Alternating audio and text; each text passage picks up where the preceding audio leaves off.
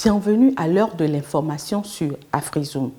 La voie que nous suivons est résolument sur la trajectoire de la rupture avec l'ordre néocolonialiste. Ce sont les mots du président Abdourahmane Tiani ce jeudi 25 juillet dans un discours publié à la télévision nationale dans le contexte de ses 1 an au pouvoir. Il a rappelé que depuis sa montée au pouvoir en juillet 2023, le gouvernement de Tiani a tourné le dos à la France et a rompu avec les soldats français engagés dans la lutte anti-djihadiste sur son territoire. En réponse à la France suite à sa demande ce 23 juillet de libération inconditionnelle et immédiate de Mohamed Bazoum séquestré dans sa résidence depuis le coup d'État qu'il a renversé le 26 juillet 2023, le général Tiani affirme que ceux qui fantasment sur la remise en selle imminente des régimes déchus à leur solde vont déchanter. À en croire le journal Libération, les militaires américains quitteront eux aussi d'ici début août le territoire nigérien, notamment leur base de drone à Agadez après celle de Niamey. Notre marche vers la souveraineté pleine et entière, a déclaré le président nigérien, est inexorable. Aucun État, aucune organisation interétatique ne dictera au Niger la conduite à tenir ni son agenda en matière de partenariat stratégique ou diplomatique. Sur son compte officiel X ce lundi 29 juillet, Bayo Onanugu, conseiller spécial du président chargé de l'information et de la publicité, annonce que le président nigérien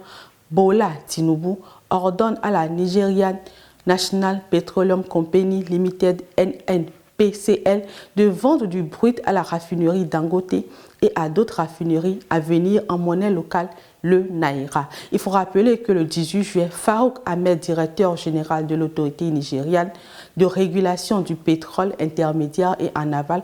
a affirmé que les raffineries locales, y compris celles de Dangote, produisent des produits de qualité inférieurs à ceux importés dans le pays. Une déclaration contestée par Aliko Dangote,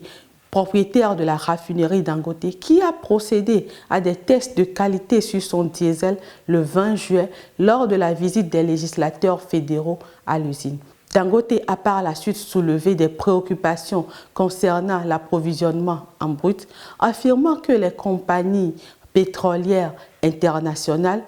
ne fournissaient pas de pétrole à sa raffinerie. En réponse aux problèmes d'approvisionnement, le président Tinubu décide de vendre du brut en Naira à toute raffinerie présente sur le territoire nigérien, y compris celles à venir, dans le but de soutenir des raffineries locales en réduisant leur dépendance aux devises étrangères pour ainsi stimuler l'économie nationale. Même si les besoins de la raffinerie Dangote, qui sont actuellement de 15 cargaisons de brut par an,